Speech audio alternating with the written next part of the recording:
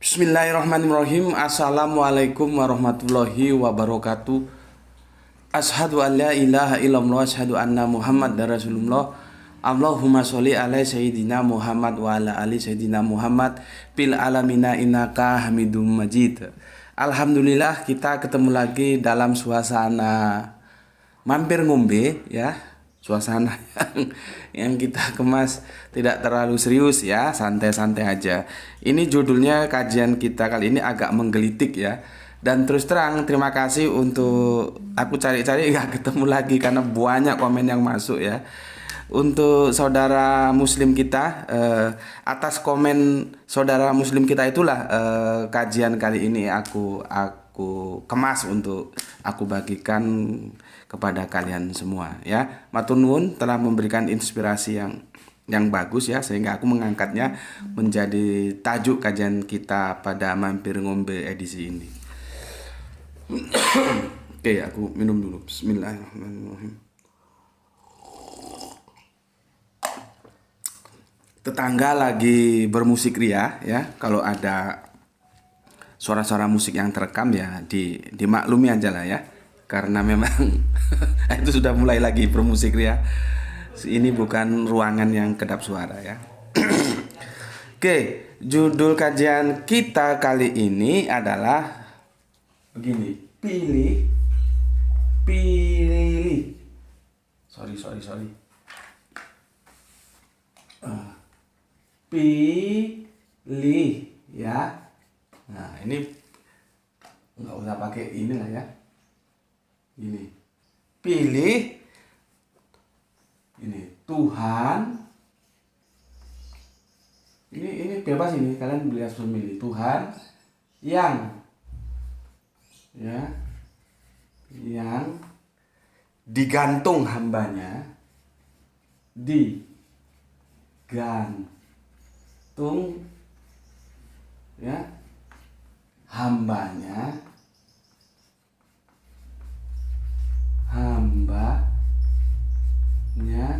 ya, atau pilih Tuhan ya, pilih Tuhan yang tempat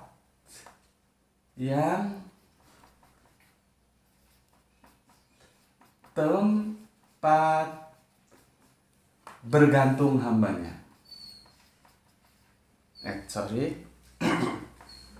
Bergantung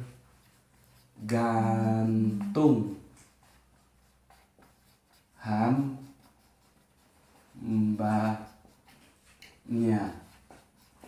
Nah, ya.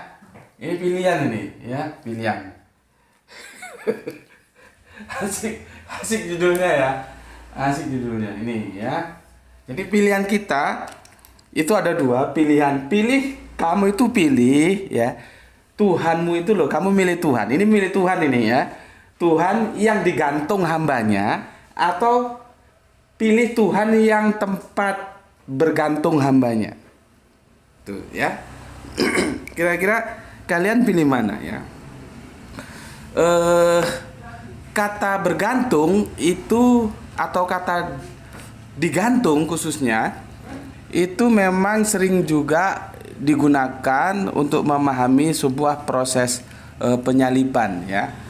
Jadi memang di dalam kekristenan ya, itu tentang salib saja itu terjadi beberapa versi. Setidaknya ada 3 versi atau ada berapa ya? Ya 3 dulu lah ya, 3 versi. Ya. Itu dalam hal yang sepele aja itu. Ya. Ada yang tidak mau salib. Tidak mau mereka pakai kalung-kalung salib itu, tidak mau. Ya. Terus ada yang mau salib saja, tapi ya salib saja. Sebentar, ini dibenarkan dulu mic-nya ini. Oke, ada yang mau salib saja ya. Terus ada yang mau salib plus patung Yesus. Nah, itu itu itu dalam hal salib saja seperti itu ya. Aku gambarkan di sini ya. Yang satu dia dalam proses tidak mau salib. Jadi jarang dari kekristenan yang satu ini kalian nggak akan pernah lihat dia pakai kalung salib tuh enggak pernah. Simbol-simbol salib tuh enggak ada. Ya. Yang satunya mau simbol salib tapi salib doang, ya. Nggak ada patung Yesusnya. Yang ketiga ada patung salib disertai patung Yesusnya. Coba bayangkan. Itu masih dalam hal salib saja sudah seperti itu, ya. Kan jadi gimana gitu, ya. Belum hal-hal yang menjurus. Dalam hal teos sepertinya, wah itu kacau lagi, ya. Sekarang Tritunggal mendapat tantangan dari Oneness. Tapi keduanya sama-sama aja bermasalah karena pusaran permasalahan itu ada pada sosok bagaimana sebetulnya kita memposisikan Yesus itu. Jadi ya, di internal kekristenan saja itu sudah bermasalah dualismenya itu. Jadi kalau misalkan kekristenan berbeda dengan Islam, itu sesuatu yang naturali, wajar. Nggak perlu dianggap, wah kok begini, kok begitu. Terus merekayasa Yesus bukan Isa. Itu kan orang yang berbicara tidak dasarkan otak. Ya, otaknya itu nggak tahu ditaruh mana itu. Kok bisa bicara begitu? Kok nggak sekalian Abraham bukan Ibrahim, Moses bukan Musa, David bukan Daud? Ya, itu kan lebih asik kalau begitu. Ya, jadi gini loh ya teman-temanku ya. Seperti yang aku sudah sampaikan kemarin dan semoga menjadi ingatan kalian semua ya. Namanya keyakinan apabila dia tidak bisa dipaparkan secara nalar, maka itu mitos. Mitos, misteri, mitos, misteri, misteri, mitos, misteri, mitos. Itu saudara kembar itu. Ya. Lah kalau sudah misteri, sudah mitos, jangan dibawa ke arena pertarungan logika. Nyungsep. Aku ini sudah asam garam dalam perdebatan, baik yang resmi maupun diskusi yang itu sifatnya pribadi gitu ya.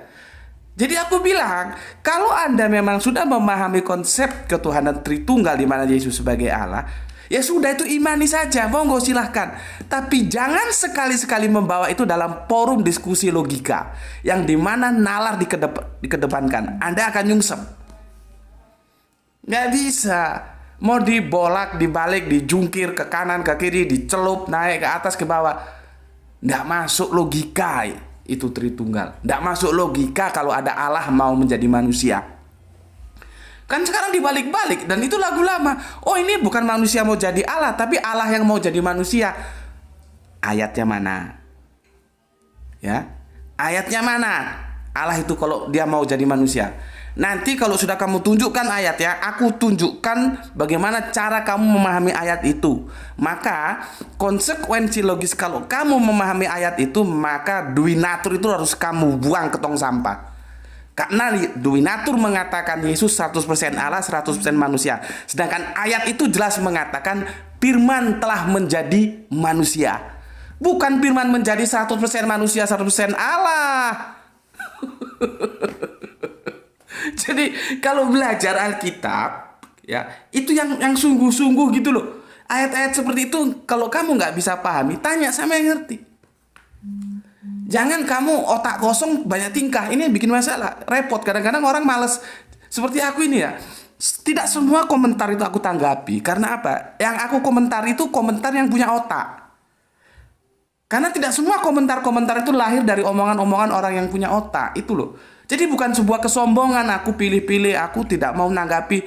Oh yang ini tak tanggapi, yang itu enggak. Ya memang sih aku pilih-pilih. Tapi parameter memilihnya, aku hanya menanggapi komentar-komentar dari omongan orang yang punya otak. Kalau tidak punya otak, buang-buang waktu, dilalui saja lah. Ya, oke.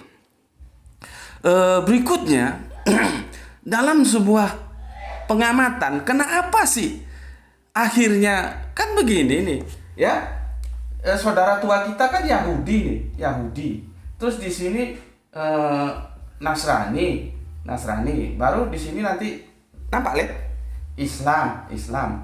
Ini sebetulnya kalau ditarik satu garis ini sama semua. Orang ini kan bingung loh. Sebuah ajaran kehidupan yang itu bersumberkan dari satu Allah yang sama, ya. Kalau yang bilang Allahnya yang beda kan ini setelah nyimpang menjadi Kristen ini. Ya. Ini yang omongan comberan ini yang dia bilang Allahnya beda itu ya. Ya kalau menjadi Kristen memang beda karena di sini sudah menggunakan Tritunggal di mana Yesus menjadi Allah. Di sinilah ya, di Tritunggal inilah penyimpangan itu terjadi ya. Karena apa? Karena Kristen tidak mewarisi akar teologis dari Yahudi. Ya. Sementara ya Yahudi terus ke Nasrani, terus ke Islam, tetap ini tauhid semua. Ya. Dan Yahudi pun ada videonya, silahkan. Mereka mengakui bahwa yang disembah oleh Yahudi itu adalah YHWH,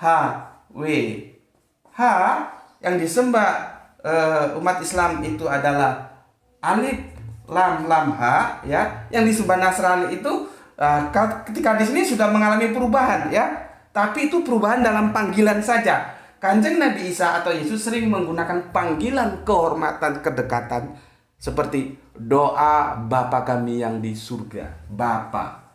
Ya, Bapa itu merujuk ke YHWH ini. Ini kan jarang Kristen-Kristen tolol itu yang tahu. Ya. Alkitab mengatakan begini. Sekarang kamu tanyalah. Ketika Yesus mengatakan doa Bapa kami, ya, diucapkan dengan Bapa kami yang di surga. Yang ada dalam benak Yesus Bapa itu siapa? Coba. Bisa, tidak bisa, mau tidak mau, dia merujuk ke ini loh, Bapaknya Yesus itu ini. Cuman di sini dipanggil dengan panggilan kehormatan, gitu loh. Ya. Yang di sini nanti YHWH ini juga itu mengalami sebuah proses ketika begitu umat Yahudi hormatnya terhadap YHWH ini, mereka memanggilnya dengan Elohim. Yang besok akan kita bahas ya. Karena Kristen blow on juga masih ada ini.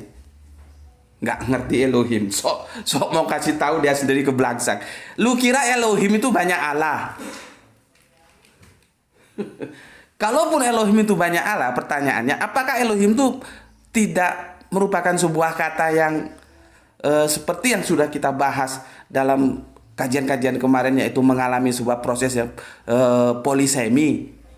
Kan itu menjadi diskusi-diskusi yang harus diselesaikan. Lah ini ada Kristen goblok tiba-tiba terus mengkritik itu Allah berasal dari Elohim. Elohim itu banyak Allah. Ya kan goblok. Nggak tahu belajar dulu. Ya, apakah Elohim itu hanya diterjemahkan banyak Allah saja? Apa tidak ada terjemahan yang lain? Di sana tempatnya. Seperti kemarin di komentar itu, ya, sosok mau menjelaskan tentang ada apa namanya, kurios, ada teos, ya. Seharusnya kalau dia punya otak, dia bisa ukur siapa aku. Aku sudah begini berkecimpung dalam kajian-kajian kristologi. Masa teos, kurios saja aku nggak ngerti? Seharusnya gini loh, tahu diri lah gitu ya. Tahu diri gitu loh. Jadi aku diskusi, aku terima kasih sama saudaraku Lae yang dosen bahasa Ibrani itu ya. Jadi terima kasih masukannya, meskipun aku tidak setuju sama masukan saudara kita ini ya, Lae yang dosen bahasa Yunani ya, pengakuannya begitu, bukan Ibrani ya, memberikan masukan tentang Adonai.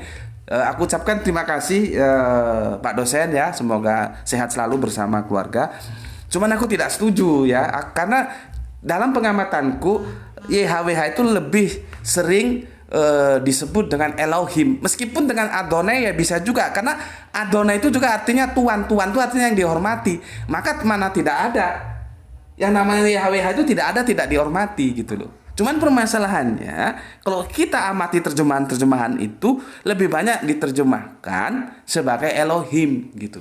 Nah, kok ini ada Kristen goblok terus tiba-tiba masuk ke dalam ikut berbicara tentang kurios dan teos, seolah-olah dikira aku gak ngerti. Itu kan orang nggak punya otak. Kalau punya otak ya, dia bicara dengan orang, dia ukur kemampuan orang ini sampai berapa, bacaan bukunya ada berapa buku, wawasannya bagaimana, sudah berapa orang dia terima sebagai kawan diskusi. Itu diukur. Terus nggak sembarangan ngomong seperti kemarin. Ya, seperti aku kalau ngomong, oh ini apalagi wawasannya cukup luas, bacaannya bagus, kerangka berpikirnya berani melakukan overlapping. Overlapping ngerti nggak kamu overlapping? Kalau nggak ngerti tanya sama guru bahasa Inggrismu. Ya, jadi dilihat gitu. Oke, aku kembali lagi ke sini. Ya, yang jelas bahwa dalam kekristenan ini dalam tanda kutip loh ya, karena ada nanti Kristen lain yang tidak Tritunggal ya. Tritunggal inilah yang memisahkan sehingga Kristen itu terjabut dari akar Yahudinya. Ketika dia tidak lagi tunggal tapi Tritunggal. Ya, makanya aku membedakan antara Nasrani dan Kristen. Salah satu untuk membedakan itu yang paling gampang, teosnya sajalah. Nasrani ini Kanjeng Nabi Isa yang ajarkan, yang kemudian di daerah Antioquia yang sekarang ikut Turki baru pertama kali nama itu dikenal sebagai Kristen, dan ini dulu awalnya ejekan gitu loh, terus menjadi nama seperti sekarang ini kan sudah nyimpang lagi. Nah, kalau misalkan berani ngomong bahwa Yesus bukan Isa, namanya aja nggak sama, berani nggak dia ngomong Nasrani bukan Kristen, orang namanya saja nggak sama, berani nggak? Ayo berani nggak ngomong yang cocote koar-koar gue, berani nggak ngomong bahwa Nasrani bukan Kristen? Kenapa? Namanya aja nggak sama kok gitu, ya? Kan itu suka koar-koar bahwa Isa bukan Yesus, Yesus bukan Isa. Karena apa? Namanya aja juga nggak sama kok. Kan sama ini, namanya juga nggak sama. Yang satu Nasrani yang diajarkan Kanjeng Nabi Isa yang diperoleh dari bapaknya, ya. Yang satu ini baru di Antioquia disebut. Kan beda. Oke ya, jadi kalau kita merenungkan, kalau kita pikirkan di mana sebetulnya keterpisahan antara Yahudi dan Kristen, ya di konsep teos yang Tritunggal ini. Khususnya nanti ketika kita berbicara tentang memposisikan siapa Yesus itu di sini, dan itu bertentangan dengan Islam. Jadi Yahudi dan Islam dalam satu posisi yang sama, sebetulnya dengan Nasrani juga satu posisi yang sama, kemudian Kristen berbeda. Nah, makanya kalau ini sok akrab, sok dekat sama Yahudi, orang Yahudi aja nggak anggap Kristen kok. Ya, cuman kan ini jarang orang-orang tahu, makanya aku jelaskan ya, semoga kalian tahu. Jadi sesuatu yang kalian dapatkan hari ini dalam perspektif hal yang fundamental, yaitu konsep teos, yang membuat Kristen itu terpisah jauh dari Yahudi itu di mana? Nah, sekarang kamu sudah tahu, ada di konsep teos Tritunggalnya. Tritunggal inilah yang membuat Kristen benar-benar terpisah dari Yahudi. Artinya apa? Yang disembah Yahudi bukan yang disembah Kristen. Gitu loh.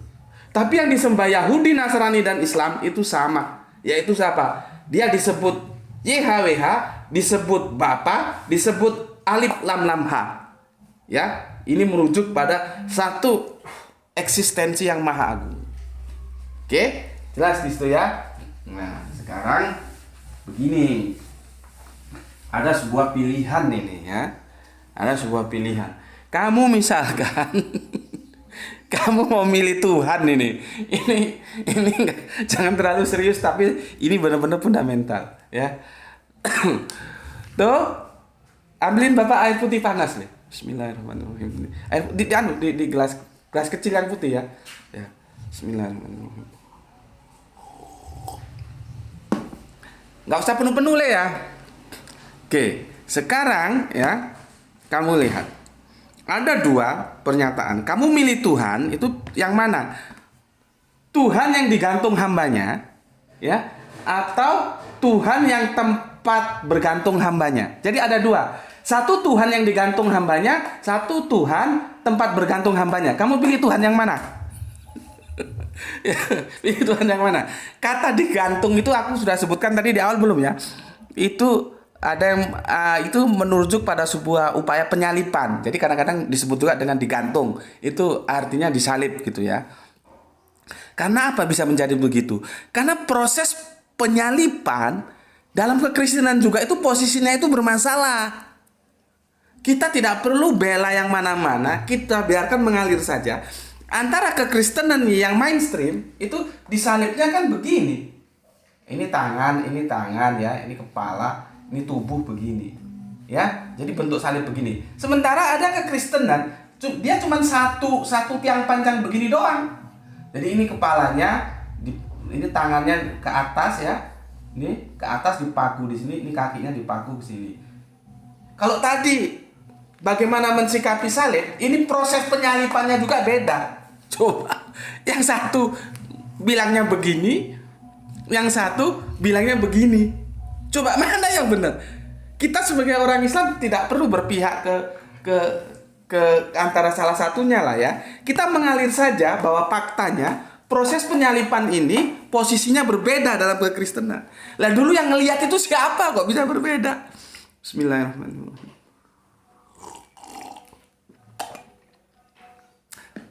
Dan yang paling menarik ketika ini aku ajukan dalam sebuah diskusi, pendetanya hebat. Pendetanya hebat jawabannya. Ya, pendetanya hebat. Aku benar-benar terkagum bagaimana cara dia membangun sebuah apologi ketika dia kepepet dan dia tetap bisa menjawab meskipun itu membuat aku tersenyum dan membuat kita mungkin sedikit tertawa, tapi maaf bukan berarti menghina ya. Kita harus hormati pendapat lawan kita diskusi ya, apalagi itu dalam forum resmi. Cuman benar-benar jawabannya menggelikan gitu loh ya. Ketika ditanya, sebetulnya Yesus itu disalib dalam posisi tangan begini ya. Nampak le Bapak begini? Atau begini? Nampak le? Ada dua proses penyalipan itu dalam kekristenan. Ada yang begini, ini tidak mainstream, yang begini itu mainstream. Ketika ini diajukan, Pak Pendetanya jawabnya asik ya. Apa jawabnya? Katanya begini, yang penting kan disalib. Jadi jawabannya nggak ngurus mau begini kayak mau begitu kayak, yang penting disalib gitu. Ya sudah ya, kita hormati pendapat orang. Yang penting disalib. Setidaknya jawaban beliau cukup menghibur kita ya. Oke, sekarang kamu baca ya Galatia 3:13. Nih ya, jadi hanya 2 ayat. Jam berapa ini ya? Aku mau ada acara. Oke, sebentar. Aku tuntaskan ini ya. Galatia 3:13 ya. 3:13 nanti kita komparasi dengan Quran surat Al-Ikhlas. Surat nomor 112 ya. Iya 112 sampai lupa. Nomor ayatnya 2 ya. Apa kata Galatia? Apa kata Al-Ikhlas? Nanti kalian pilih semua ya. Aku bacakan di sini. Kamu juga bisa baca. Untuk teman-teman Islam, tolong kalian punya Bible ya supaya enak. Kalau aku baca kalian bisa ngecek juga. Kalau aku salah bisa membenarkan. Begini kata Galatia 3:13. Kristus telah menebus kita dari kutuk hukum Taurat dengan jalan menjadi kutuk karena kita. Sebab ada tertulis, terkutuklah orang yang digantung pada kayu salib. Jadi sini digantung. Clear ya? Kalau nggak clear, baca kitabmu lagi kamu protes. Ya, digantung. Ini tentang Yesus. Artinya Yesus itu digantung, ya. Sekarang surat Al-Ikhlas, ya. Kamu baca di Al-Quran. Ya, aduh. Jadi gini. Aduh, agak sebentar. agak pilek aku. Ada tisu. Ya, sebentar.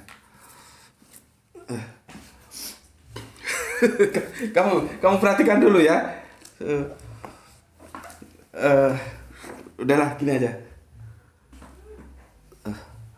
Bentar. Bismillahirrahmanirrahim.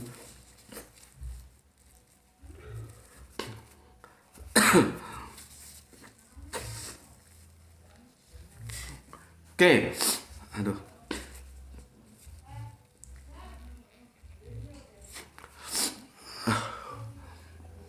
Bismillah.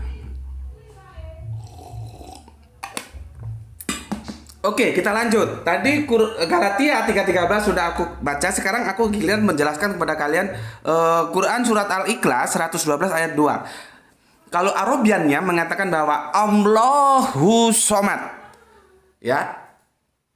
Ini juga teman-teman Islam ini ngerti nggak kalau aku tanya kenapa disebut surat Al-Ikhlas padahal di situ nggak ada kata ikhlas. Kok di surat Al-Baqarah di situ ada kata Baqarah. Ini surat Al-Ikhlas, tapi tidak ada kata ikhlas di situ. Kamu ngerti nggak? Ngaji kamu, ojo goblok. Ya, kemarin ngaji, sekarang ngaji, besok ngaji, ngojang ngaji, tapi nggak tahu aja. Cari guru yang pinter, yang berani melakukan sebuah perubahan metodologi pendidikan. Kalau cuma ngajinya begitu, begitu dan begitu saja, nggak pinter-pinter. Ya, cuma tanya gurumu, kenapa disebut Al-Ikhlas, padahal di dalam nggak ada kata ikhlas. Kan biasanya nama itu diambil dari kata yang ada di dalamnya, dari diksi yang ada di dalamnya. Contohnya Al-Baqarah tadi, ya. Oke, itu PR untuk kamu, ya. Sekarang aku baca, Allahus Somad. Allah adalah Tuhan yang bergantung kepadanya segala sesuatu, bergantung. Jadi kalau ini digantung, ini bergantung. Bergantung. Ya. Oke, ya. Sekarang pilihan ada di kalian, ya. Pilihan ini bukan paksa memaksa lo ya. Cuman aku belajar bagaimana kita memperagakan bahwa nalar itu bisa menyelamatkan, ya. Kan kita menjadi kebelangsa karena nalar itu sudah dimatikan oleh dogma. Itu masalahnya. Nah, sekarang aku berusaha memberikan penawaran untuk kalian semua, khususnya teman-teman Kristen, ya, dan memberikan sebuah cara bagaimana kita memberdayakan nalar gitu loh, ya. Sayang, nalar itu nggak kita pakai sayang gitu ya. Nah ini ada dua pilihan. Di Galatia 3:13 itu digantung Tuhan, ya. Sosok yang kalian sebut Tuhan itu digantung.